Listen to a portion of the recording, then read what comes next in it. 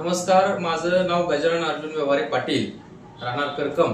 गावच्या सर्वांगीण विकासासाठी आणि गावामध्ये निस्वार्थ एक नेतृत्व गावाला पर्याय म्हणून मी या निवडणुकीमध्ये अपक्ष उमेदवारी अर्ज भरलेला आहे.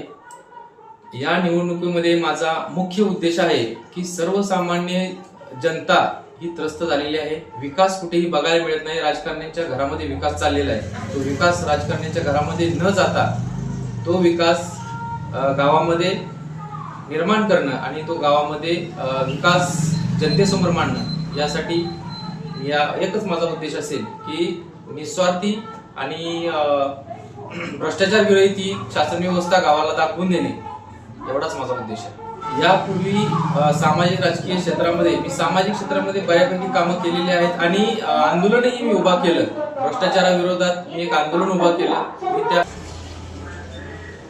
गावामध्ये अशी परिस्थिती होती, या मायबाप जनतेला वाली नाही अशी गावाला बेवारस हे गाव म्हणजे वाली नसल्यासारखं गाव दुर्लक्षित झालेलं होतं. विकास हा प्रत्येकाच्या घराकडे चालला होता, वैयक्तिक आणि स्वतःही मी भोगले. जे आलिशान गाडीतून फिरतात त्यांना रस्त्याची दुरावस्था झालेली आहे, ती त्यांना दिसणार नाही किंवा त्याच्याशी त्यांना देणं घेणं नाही आहे. तर रस्त्याची दुरावस्था हा सर्वसामान्य माणसाला माहित असते. सर्वसामान्यांचं दुःख हे सर्वसामान्य माणसालाच माहित असतं. त्यामुळे कर्कमधील जनता ही खूप हुशार आहे. सर्वसामान्य व्यक्तीला अवश्य एक वेळ संधी देईल आणि मी संधी नाही, ही सेवेसाठी आहे आणि सेवेसाठी जर हे कॉम्पिटिशन असेल तर मी सेवा करायला तत्पर आहे आणि जनतेने सेवक निवडावा, मालक निवडू नये, एवढीच माझी जनतेला विनंती आहे. आपणाला मी सांगू इच्छितो की समोरचे जे प्रतिस्पर्धी आहेत ते या राजकारणाला एक बिझनेस म्हणून बघत आहेत. हे गावची जनता ओळखून आहे. तर हा बिझनेस न राहता ही एक लोकसेवा, समाजसेवा हा उद्देश ह्या लोकांचा व्हावा, यासाठी मी यामध्ये उतरलेलो आहे आणि माझा उद्देश मी सक्सेस करूनच दाखवणार.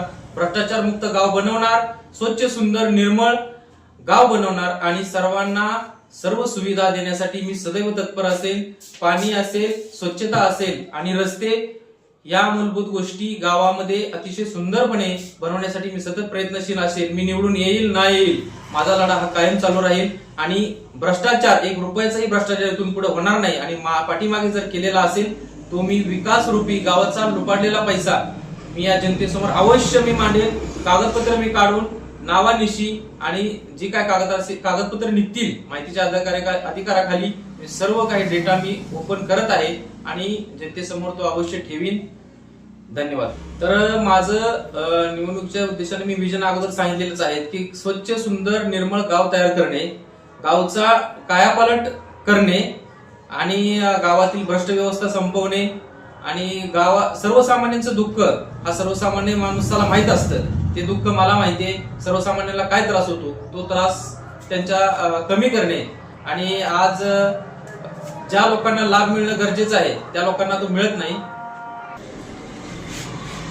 तर करकमच्या मायबाप जनतेला आव्हान आहे की आपण सर्व सुज्ञ आहात. करकमच्या जनतेनं खूप डेंजर निकाल दिलेले आहेत आजपर्यंत इलेक्शन मध्ये. करकमची जनता खरंच सुज्ञ आहे, परंतु करकमच्या जनतेला पर्याय नव्हता. मी पर्याय दिलेला आहे. सर्वांचे प्रॉब्लेम्स मला माहिती आहेत. तर सरकारने एक योजना दिली होती गावाला पाणी पुरवठा करण्यासाठी, एक सिंचन तलाव बांधणे आणि तिथून पाईपलाईन आणून एक फिल्टरचं पाणी गावाला पुरवठा करण्यासाठी एक खूप मोठी योजना, 30-40 कोटीची योजना गावाला आलेली आहे. पण ती सध्या गावकऱ्यांना माहिती आहे कुठपर्यंत झालेला आहे आणि किती लाभ मिळालेला आहे. तर सर्वांना मी आवाहन करतो की विचार करा आणि 100% माझं चिन्ह आहे बॅट.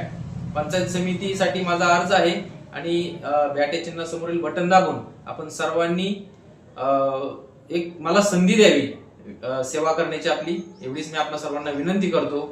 जय हिंद, जय महाराष्ट्र.